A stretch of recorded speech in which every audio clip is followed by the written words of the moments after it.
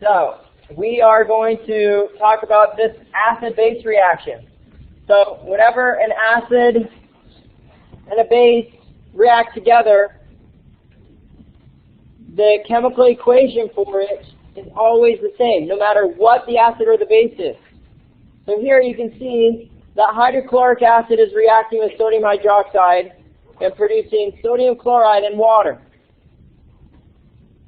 Now, the reaction that actually happened, we can determine if we break it up into its ions. H plus Cl minus, that was one solution. So here we have the first solution. So this is in one bottle. This sodium and OH minus is dissolved in another bottle. So I have two bottles, and then I pour them together. I pour this with this, they mix, and the reaction happens. The sodium and the chlorine don't actually do anything. They just remain dissolved. They were dissolved in the beginning, they're dissolved at the end. So they are what we call spectator ions. They do not participate in any reaction of these two solutions. Okay? But what did happen? Well, all that's left over is H plus OH minus. So H plus OH minus react to form H2O. That is the acid-base reaction. That is the only reaction that occurred. That is the only reaction that ever occurs in an acid-base reaction. It doesn't matter what the acid or the base is. This is the reaction. So let's try a different one. CH3COOH plus sodium hydroxide produces CH3COO minus plus, I should say, sodium acetate plus water. Okay, same thing. If I break it up into its ions, this was CH3COO minus plus H plus Na plus OH minus. And what do they make? They make CH3COO minus plus Na plus H2O. So once again, this cancels and this cancels, and I'm left with H plus OH minus produces H2O. Yes, acid base always makes water. That is the acid-base reaction.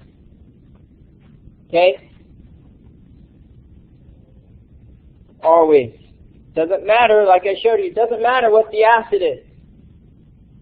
I use hydrochloric acid or I use acetic acid. It doesn't matter. It doesn't matter what the base is. If you react an acid with a base, they will always come together to form water. That is the reaction. So, how does that help us? Well, we call that the neutralization reaction. You neutralize acid with base, right? Because they react to form water. They neutralize each other. They become a pH of 7 when they neutralize each other. Because the acid goes away, the base goes away, and you end up with a pH of 7. Well, when we do a titration, that's why a titration works.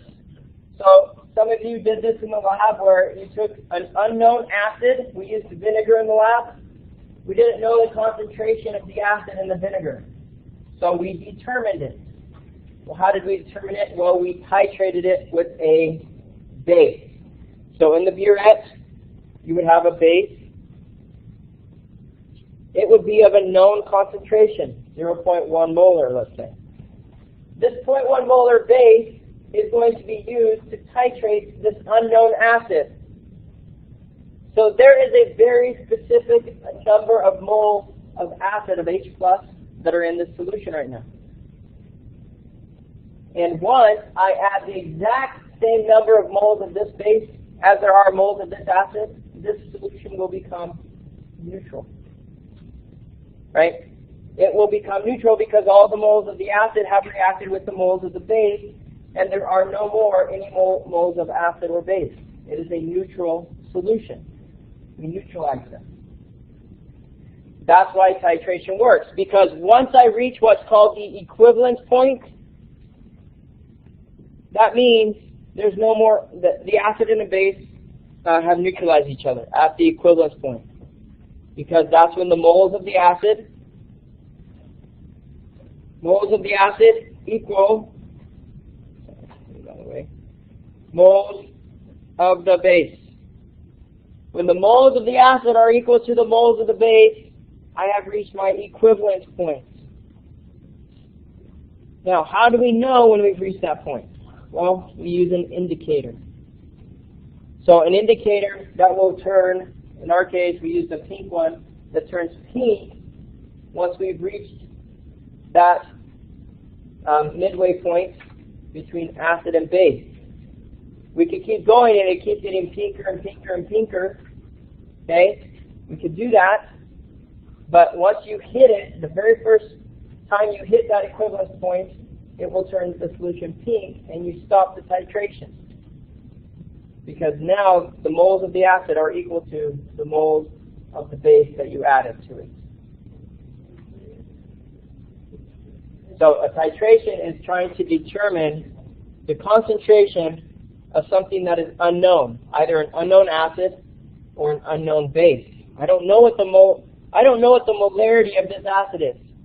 So I add base until I reach the equivalence point, and however much base I added, that's going to tell me the concentration of the acid, because they will be the same. The amount of base that I added will equal the amount of acid that was in there.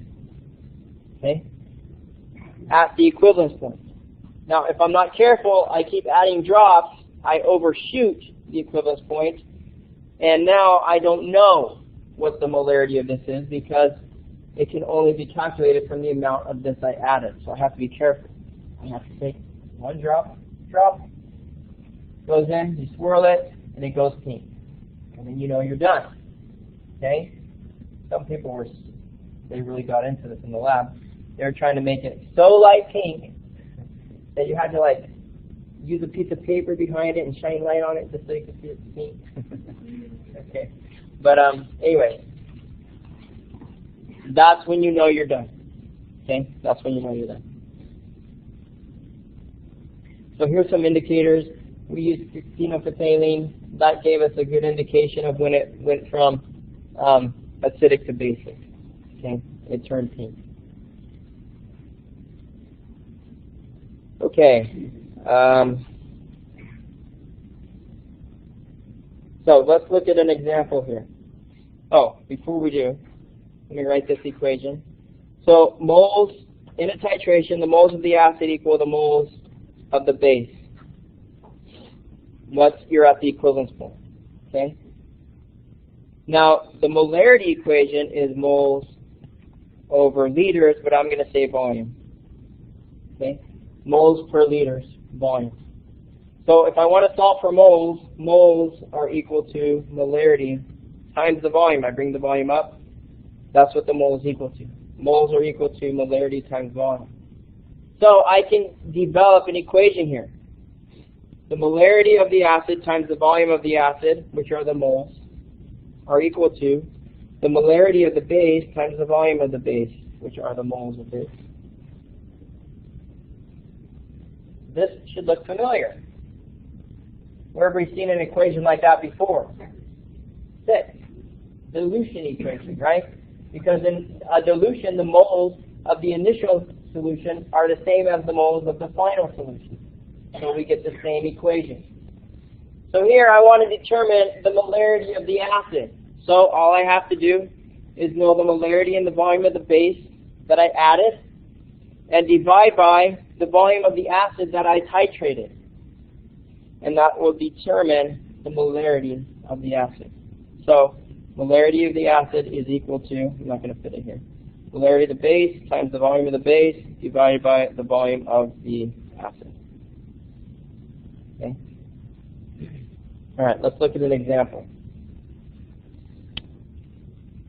You take 25 milliliters of hydrochloric acid, HCl, unknown. Molarity is equal to 25 mils.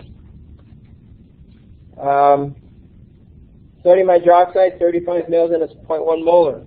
So NaOH, 0.1 molar equals 35 milliliters. So I want to determine the molarity of the acid. So easy, guys. MAVA, I'm sorry.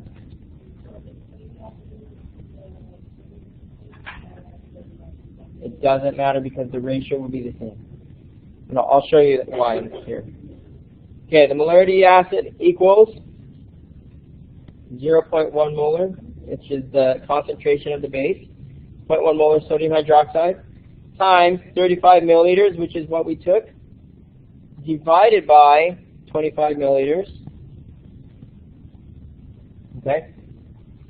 Now, the question that I just got was, do I need to convert these to liters? Do I need to convert them to liters? They're in milliliters. Well, the answer to that question is no, because it's a ratio. So if I converted these to liters, then the ratio of this to this would be exactly the same. It would be 0.035 divided by 0.025, and I get the exact same number as 35 divided by 25. No difference. Okay? So I just need to make sure that they're in the same units. That's the only thing I need to ensure. Otherwise, I can leave it in liters or milliliters. Doesn't matter. Okay, so 0.1 times 35 divided by 25. And, okay, we're going to get 0.14 molar HCl. That's the molarity of that HCl solution. Okay? So here it showed it a little better. 0.1 times 35 divided by 25. 0.14 molar. Why is like uppercase L? Because liters stands for liters. And so you're using the M for milli and then liters, L, big L. Okay. All right. So that should be a fairly straightforward, easy equation to use. All right, which will be given to you, of course. You just need to know how to use it. So that's for titration. So if it's a titration question, use this equation. You find the molarity and the volume of the known thing, the acid or the base, that was used to titrate the unknown thing. That is a given volume. We used this much of it, we titrated it with this much of the acid. And now we can determine the concentration. Okay, let's get this. Oh, that was another example. Okay, so 25 milliliters. So we want to find the concentration of sodium hydroxide, NaOH. Molarity is unknown. We take 25 milliliters of the unknown sodium hydroxide, and we titrate it with 45 mils of 0.3 molar HCl. 45 mils of 0.4 molar HCl. Okay, set it up. Determine the concentration of the sodium hydroxide. What is it? What is the concentration of the sodium hydroxide? So this time we have the acid again. We just don't have the you have the acid. You don't have the molarity of the base. There's a molarity of NaOH. That's right. That's what we're looking for. The molarity of sodium hydroxide.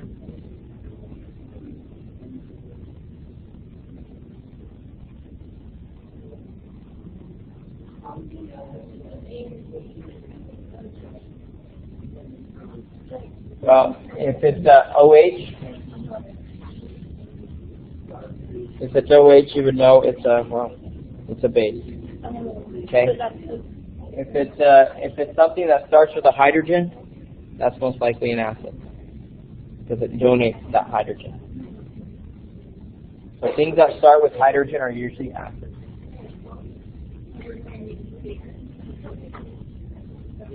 You're finding the molarity of the sodium hydroxide. You have 25 milliliters of it. It's unknown. That's the base. We're given 45 milliliters of HCl, 0.4 molar HCl. That's what we're using. So just use this, that MaVa equals MbVV, and you're solving for Mb, the molarity of the base.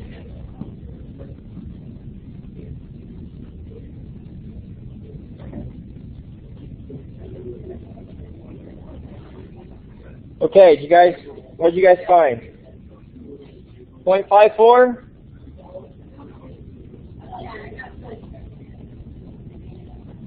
Oh, I used the wrong molarity. I used 0.3. Okay, that's okay. I used 0.54. Is that what I did? Or 0.4? 0.4. Okay, that's fine. You guys did it right. Okay. All right. Good. So as long as you set it up this way, molarity of the base times the 45 milliliters divided by 25. That's what you should do. 0.4 times 45 divided by 25. That's how you should have set it up. Okay, now, that equation is going to work for 90% of the things that you're going to do, because most acids are monoprotic. They have one hydrogen. But sometimes you have an acid that is diprotic, like this one, H2SO4, or polyprotic, H3PO4, okay, that has two hydrogens that would come off. In that case, you would have to use 2 moles of sodium hydroxide to get both of those hydrogens to reach that equivalence point, right? So in that case, after you did your determination, you would have to divide it by 2, okay? You're not actually going to have to do that, but that's just so you can see kind of that there are situations where you would have to take it one step further. Okay, if you had a diprotic or a triprotic acid, but as long as it's a monoprotic acid, you're okay. You're going to use, for every monoprotic acid, you're just going to use 1 sodium hydroxide for every 1 of the acid, and then it's 1-to-1 and it works. Okay, so don't worry about this, because you're not actually going to have to do that. All right, this is just showing both steps. The first hydrogen comes off in a strong acid step. The second hydrogen comes off in a weak acid step. But both of them would be neutralized by sodium hydroxide eventually, if you added enough to neutralize both. Okay, now let's talk about buffers. Buffers are really important because they keep us alive. Our blood is full of buffers. The bicarbonate carbonic acid buffer system. So, and the reason a buffer works is because it has both an acid on one side of it, of the chemical equation, and a base on the other side of the chemical equation. And because it has both an acid and a base in equilibrium with each other, that means that if I add something like an acid, extra acid, so my body has to maintain my pH at 7.4. Because if it doesn't, then I'm dead. So it does that through the bicarbonate buffering system. And if the extra acid gets into my blood, okay, then what it does is it reacts that acid with the base of that system. So the acid, the extra acid reacts with the base, and that extra acid goes away. So my pH doesn't change. Well, what if I add extra base? Well, the extra base is going to react with the acid of that system, And then that extra base gets pulled out, and my pH remains constant. It doesn't change. That's what a buffering system does. Now, this one right here is acetic acid, which is vinegar, and it is in a buffering system with acetate, which is the conjugate base of acetic acid. So you have to have the conjugate base of the acid to make a buffering system. You can't just throw any acid and any base in it. So one requirement for a buffering system is it has to be able to establish a equilibrium. That is one requirement. It has to establish an equilibrium. If it doesn't establish an equilibrium, it cannot be a buffer system. So a strong acid, like hydrochloric acid, hydrochloric acid is a strong acid because as it dissociates, there's no double arrow. It goes to H plus CO minus, and that's it. It doesn't go backwards. This CO minus is not a conjugate base. It does not pick up hydrogens and go back and goes back to HCl if it sets up an equilibrium. So H2CO3 produces HCO3 minus. This is an acid. This is its conjugate base. That's the conjugate base of that acid. They can set up an equilibrium. This is a buffering system. This creates a buffering system in our blood. Okay? So, requirements, you have to have equilibrium. It cannot be a strong acid or a strong base. Those do not set up equilibrium. They are not buffering systems. But anything that does set up an equilibrium, you can make into a buffer. NH3.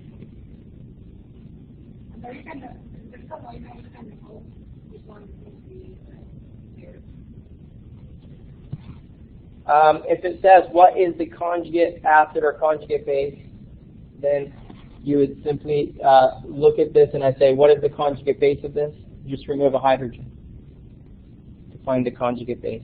What's the conjugate acid of this base? Add a hydrogen, and that's the acid. Okay, so NH4. What's that? Why is it strong of an acid? How will you know?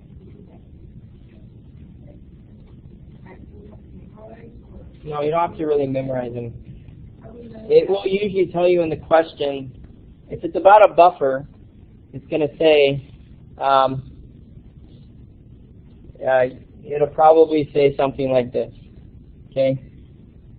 You have 0.1 molar CH3COOH and 0.3 molar sodium CH3COO. Okay? Now, which one's the acid? The one that has the hydrogen to give away. Okay? Which one's the base? This one that doesn't have a hydrogen to give away. It has a sodium to give away, but we don't care about sodium. We would just say it would create CH3COOH would be in equilibrium with CH3COO minus because the sodium goes away when you dissolve it. So here's the system. Which one's the acid? Which one's the base? This one's the acid because it has the hydrogen that can go away. It's not here anymore. No, it could be at the front. Yes, because, so here, how do I know which one's the acid? The definition of an acid is a proton or a hydrogen donor. This guy lost the hydrogen, right? When he became this? Lost the hydrogen? But this is the acid because it donates the hydrogen. Okay? This is a base because when it goes this way, it accepts a hydrogen. And a base is a proton or hydrogen acceptor. Okay? So that's how I determine which is the acid and which is the base. And that is a very important thing to be able to do with these systems because we are going to use an equation, and you have to know which one's the acid and which one's the base, because the concentration of the base will go over the concentration of the acid, so you have to know which one's which. Okay? So, here is my acetic acid buffering system. Now, acetic acid itself is not a buffer. So vinegar in your cupboard is not a buffer. It's not going to resist changes in pH because all it is this. Yeah, at that equilibrium there's a small amount of this, but just a tiny amount. I need a big amount. If I want to create a buffer, I need a lot of this and a lot of this.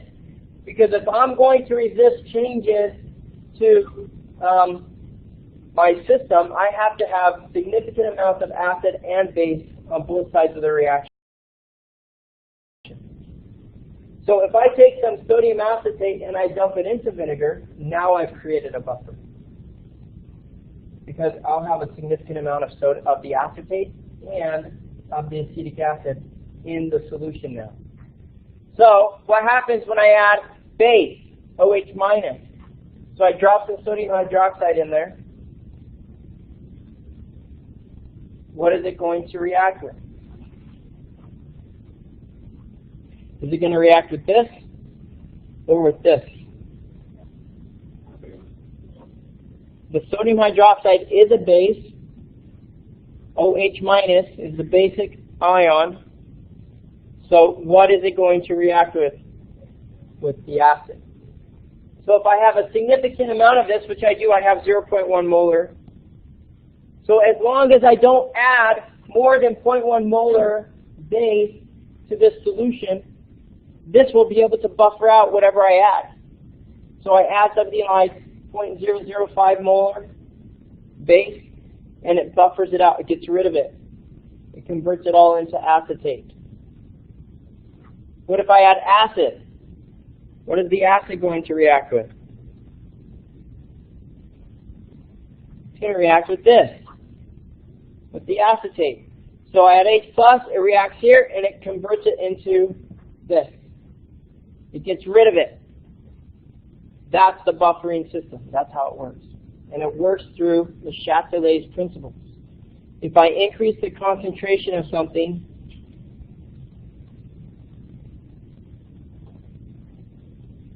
if I increase the concentration of H+, which is acid,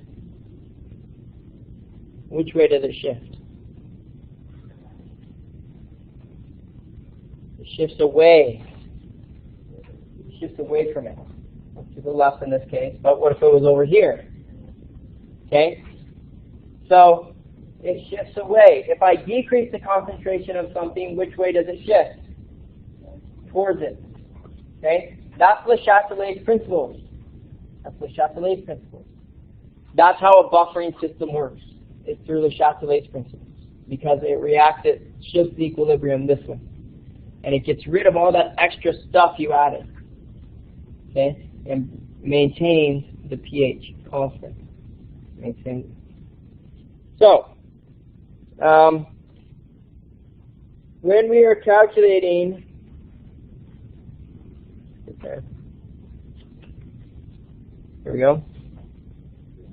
Okay, when we are calculating the pH of a buffer system, this is how we do it. We use the Henderson-Hasselbalch equation.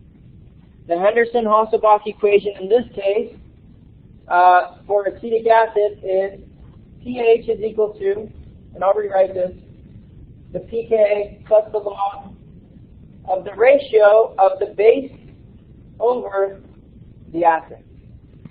Okay? So of acetic acid over, acetate over acetic acid in this case. So let me rewrite that. pH is equal to, to determine the pH of a buffer system.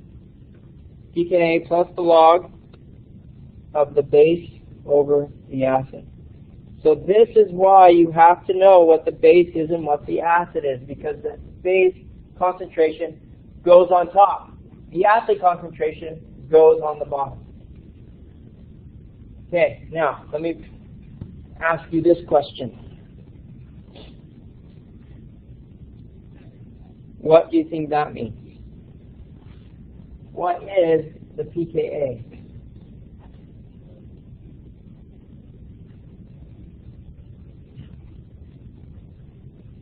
Okay, let me ask you another question. What is the pH? pH stands for what? The what? Okay. What does the little p stand for? Nope. Negative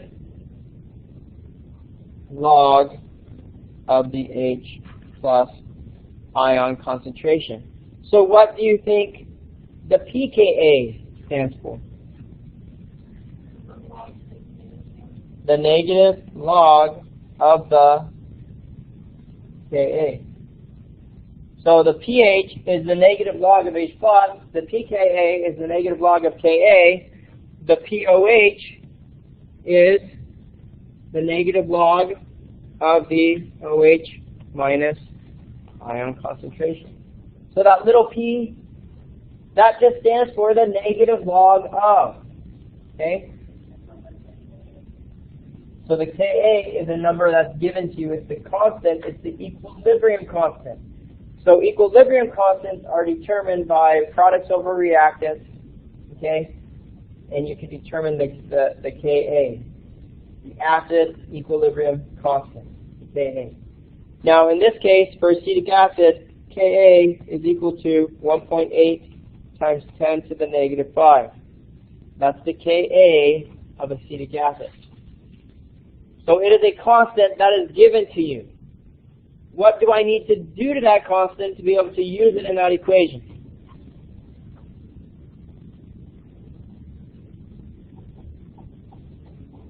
I take the negative log of 1.8 times 10 to the negative 5. Okay? Somebody do that. Tell me what you get. What is the pKa of acetic acid?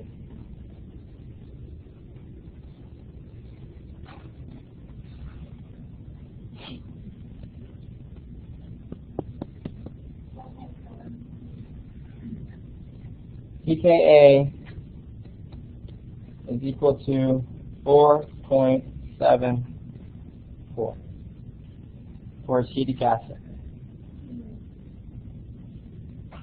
Okay, now let me show you the simplicity of this equation, because you're probably looking at it like, oh, that looks so complicated. It's super easy. Watch this. pH equals the pKa plus the log of the base over the acid. Okay, so what if you had a 0.5 molar acid solution and a 0.5 molar base solution? What is the pH? And the pKa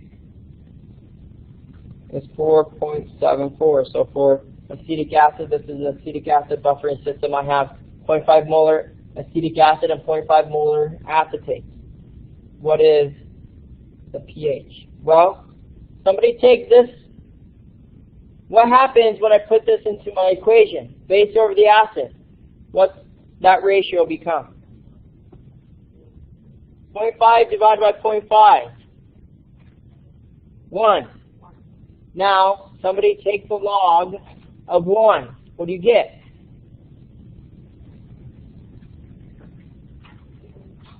If you take the log of 1, you get 0. Okay?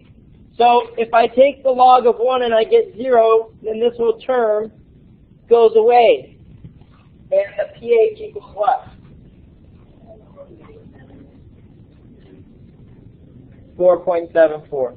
The pH equals the pKa. So if my concentrations are exactly the same, then my pH is equal to my, if they're the same, we call it the pH. The pH is it's 4.74. That's my pH. Okay? If they're the same. Now, let's see what happens if they're different. Okay? So let's say it's 0.3 molar acid and a 0.1 molar base. So what is my ratio that I'm going to use? What goes on top?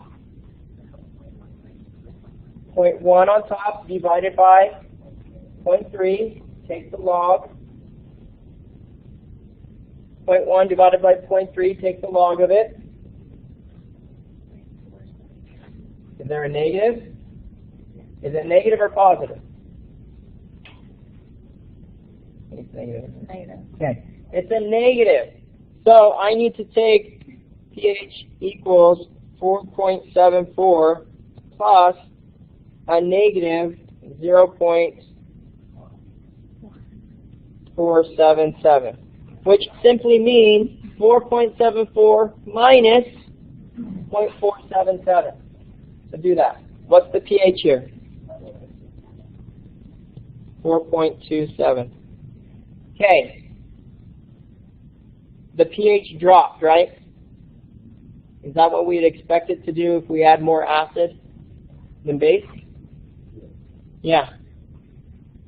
Okay, well what do you think is going to happen if I add more base than acid? So let's flip those. Make this 0.3 molar base and 0.1 molar acid. Now what do you get?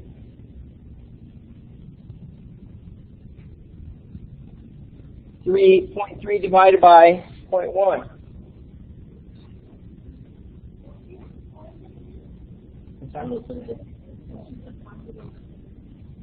Because if you take 0.1 divided by 0.3, what do you get? 0.3. Okay. Now take the log of 0.3, and it's a negative number, right? Okay. All right. So you get 3 here. What's the log of 3?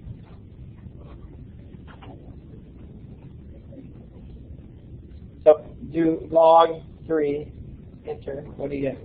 What is it? 4.77. 0.477. Okay? 0.477, but positive, right? Okay? So it's a positive 0.477 now instead of a negative. So I'm going to take 4.74 and I'm going to add 0.477. What's my pH?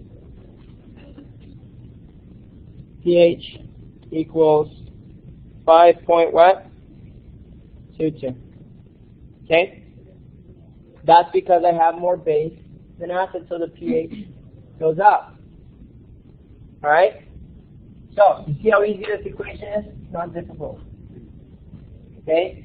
First thing you should recognize or look for are the concentrations the same? If they are, you're golden. pH is equal to pKa. But if they're different, then just make sure you put the correct one because these two numbers are very different. So if I had mixed them up, I would have gotten the wrong answer. So make sure that you put them in the correct order so you can find the correct answer. All right? Okay. All right, so there it is again. Henderson-Hasselbalch equation. That will be given to you on your reference material. Okay?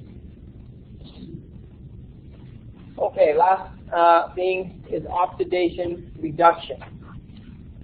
So acid-base chemistry is the process of taking hydrogen, or protons is what we call them, and moving them around. Here's a proton, I move it to something here. I lose a proton from this and move it to that. Okay? And those protons are very reactive. They go off and they're very reactive. If I have a lot of free proton in solution, my solution is acidic. Alright? So that's acid-base chemistry. Oxidation reduction is kind of similar, but instead of moving protons around, you're moving a different part of the atom around, the electrons.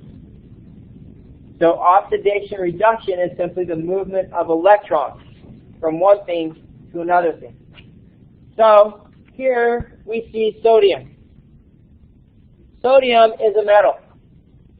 Metals have a tendency to do what? Okay. Why? because of oxidation. But what is, metals have a tendency to lose electrons. They lose electrons. Well, they don't just happen to lose an electron. Something needs to force it to lose that electron. What do you think steals the electron away from sodium? Non-metals. Now, non-metals don't just gain electrons from nowhere. Where do they get them from? They get them from the metals. Okay? Oxidation reduction is talking about that process. Sodium loses an electron to become Na+. That is called oxidation. Oxidation is loss of electrons, or oil. Oxidation is loss, oil. So, here's chlorine. It picked up an electron. Where did it get it? It got it from a metal. It picked up an electron and became Cl-. That is called reduction. Reduction is gain. Oil rig. That's how you're going to remember it. Oxidation is loss. Reduction is gain. Okay? You need to remember because you're going to label chemical equations according to whether oxidation or reduction has occurred. So you have to find out whether it lost an electron or gained it. And it is very difficult a lot of times for students to remember if losing or gaining an electron is oxidation or reduction. So oil rig will help you remember that. Oxidation is loss, reduction is gain of electrons. You cannot have one without the other. Always have both situations. If something was oxidized, there must have been something to cause it to be oxidized. If something was reduced, there had to be something around to give it an electron. Okay? So here we have our sodium chloride example. So the sodium lost an electron. Well, what caused it to lose an electron? This chlorine, which gained it. So the chlorine stole the electron from sodium. Because electrons are on both sides of these half reactions, we can cancel them, and in the full reaction we get sodium plus chlorine gives me Na+ and Cl-. Sodium chloride. Okay? So this is an oxidation reduction process. Okay, oxidizing agents and reducing agents. An oxidizing agent is something that causes oxidation. A reducing agent is something that causes the reduction of. Okay? So, what is sodium? Was it oxidized or reduced?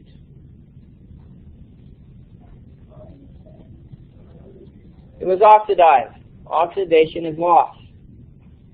Chlorine was reduced.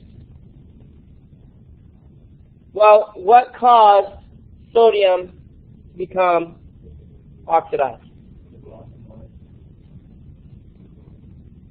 Because it did. What caused it to lose an electron?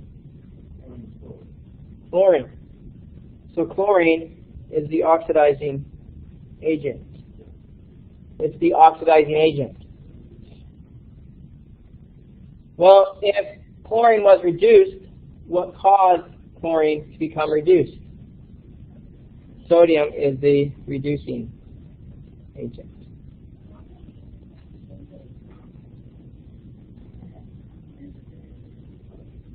So if I was oxidized, over here I was reducing agent.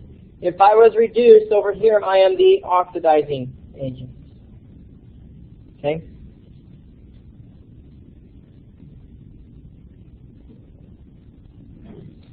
Okay, so here's some example of some oxidation reduction processes. Iron. What happens to iron if you leave it out? It rusts. Okay, good. So iron reacts with oxygen in the air, and it becomes iron 3 oxide. This salt. And then because it's a salt, it's all crumbly and falls apart. It used to be all strong and solid iron, and then it reacts with the oxygen, becomes all crumbly and a solid salt. It goes away. Okay? So let's look at the oxidation states of these. So iron at first was at 0. It doesn't have an oxidation state, neither does oxygen because they're pure elements. But when they come here, oxygen or iron is iron 3 plus, and oxygen is O2 minus. So who is reduced and who is oxidized? Okay, because oxidation is lost. Iron was oxidized. Oxygen was reduction is gained. What is the reducing agent?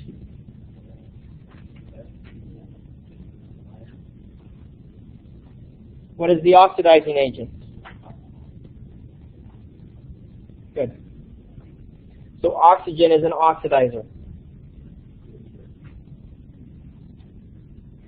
Okay, look at this equation. This one's a little more complicated, and what I'm going to do, you don't actually have to do.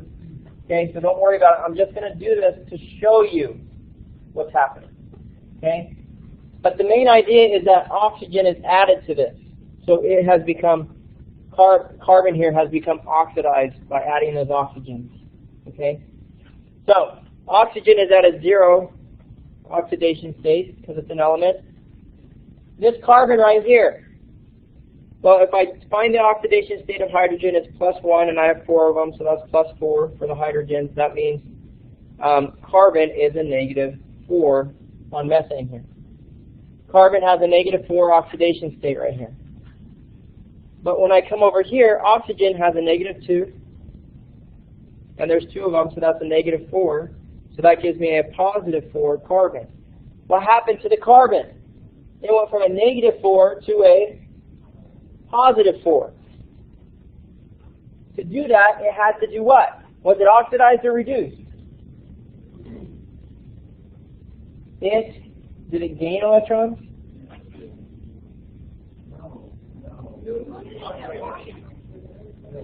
It lost electrons.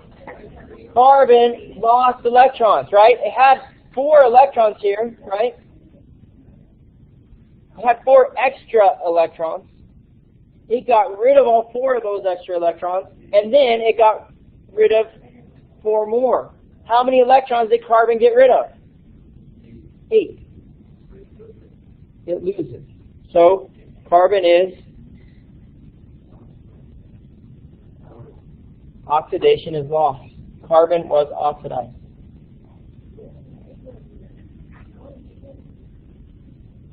This is a -4. To get to 0, I have to lose 4, right? To get to a +4, I have to lose 4 more. So that's 4, and then 4 more, that's 8. What do you mean? They started at 0. These guys, these started because they're pure elements. They're not with anything else.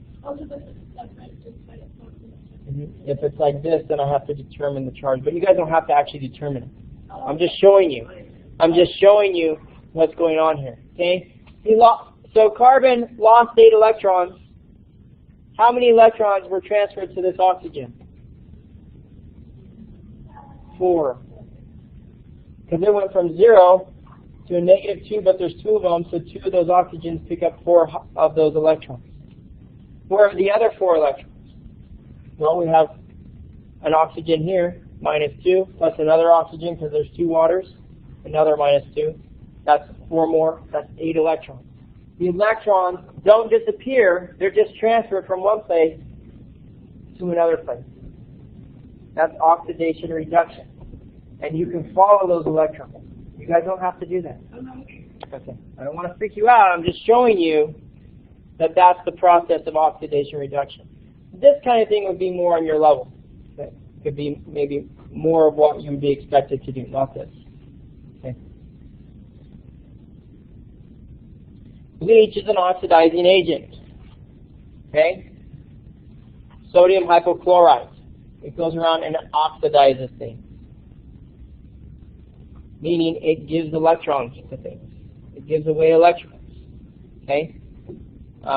It's a hypochlorite, OCl minus.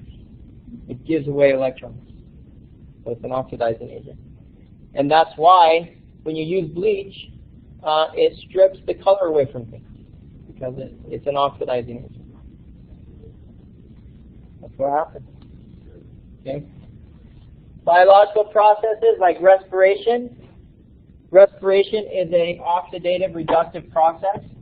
So when we talk about respiration, we're talking about the process of reacting glucose plus oxygen to form carbon dioxide and water in our bodies. That happens on the mitochondria in your bodies, in your cells. The mitochondria have this thing called the electron transport chain. It has all these iron molecules in it. And electrons get transferred from one cytochrome to the next cytochrome and so forth.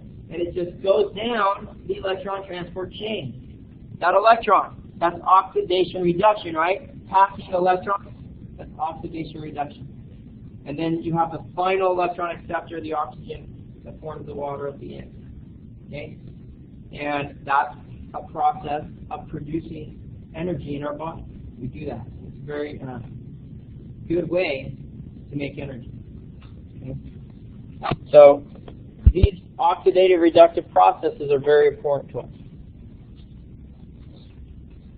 Okay, where else do we see oxidation reduction? Well, we see it a lot with metals that oxidize other metals through spontaneous transfer of electrons. So, have you ever considered your phone and why it is that you can carry it around not plugged in for so long? Because there's a battery in it. Well, how the heck is that battery causing electricity to circulate through your phone?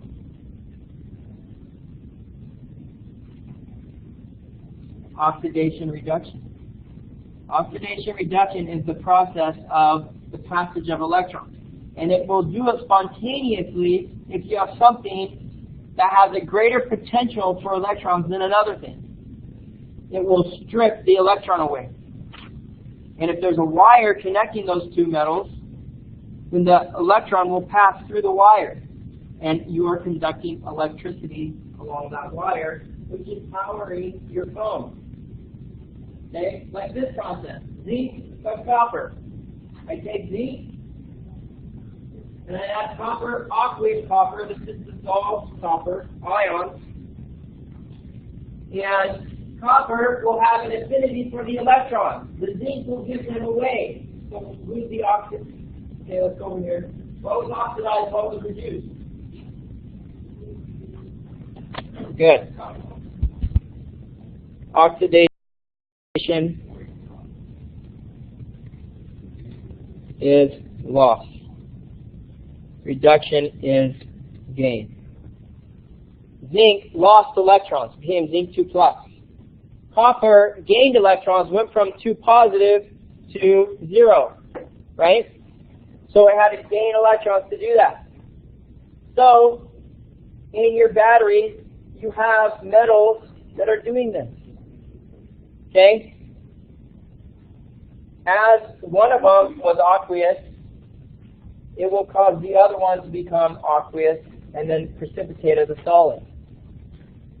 What happens when you run out of copper ions? Your battery's dead. Your battery's dead. Once there's no more copper ions, you can't conduct electricity anymore.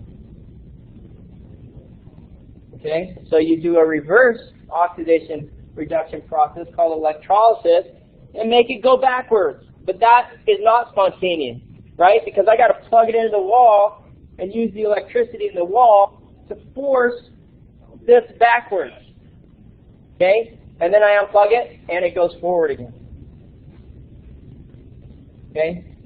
And now I'm conducting electricity again until I run out of either the zinc solid or the copper ion, and then it stops. And then well, they have little processors for that. Yeah, it's not doing that while it's pushing it backwards, but there's probably a lead from once you plug it in, that goes from the wall to your phone to keep it going. Okay, so zinc is oxidized, copper is reduced.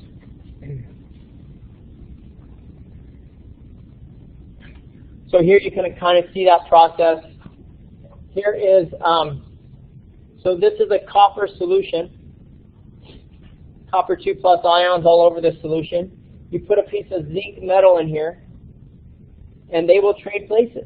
The copper will start to precipitate as a solid, and the zinc will start to dissolve into solution. So it's blue, but as it goes from blue to colorless, that means the copper ions are precipitating, because the copper ions are what are blue. So as they go away, your solution starts to turn colorless. The zinc starts to dissolve in the water. Now, you guys did a reaction in the lab early on where you took copper beads, I think it was. You dumped them in some silver nitrate. So there's silver ions in solution, Ag+, all over solution. The solid copper began to be coated with silver because the silver started to come out as a solid and the copper started to dissolve. And your solution started to turn blue because the copper ions were starting to become ions in that solution. And you're pulling out that pure silver. What's that? You did. You had silver come straight out of solution through that oxidation reduction process. That you were passing electrons from one thing to the other thing. One thing had a greater affinity for those electrons. It grabbed them, and then that other thing dissolved as it became an ion. Yes.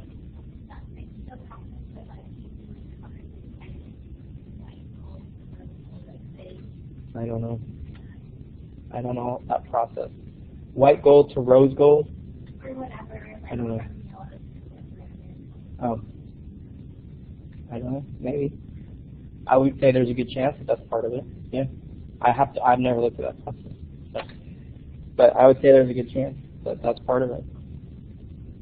Okay, so here they're just showing the spontaneous passage of those electrons. Here's the voltmeter. So as you have these solutions, you're conducting electricity spontaneously, just like your phone is. Okay, so here's a battery. This is a silver battery. We have silver paste in here, silver ions in the paste.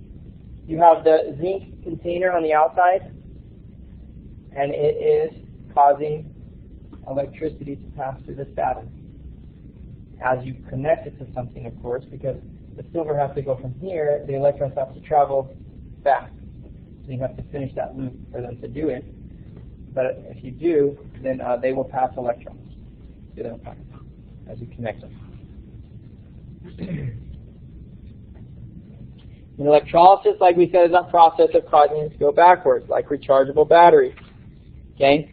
If it's a rechargeable battery, then you can use electrolysis to make it go backwards and start over again. Okay? All right.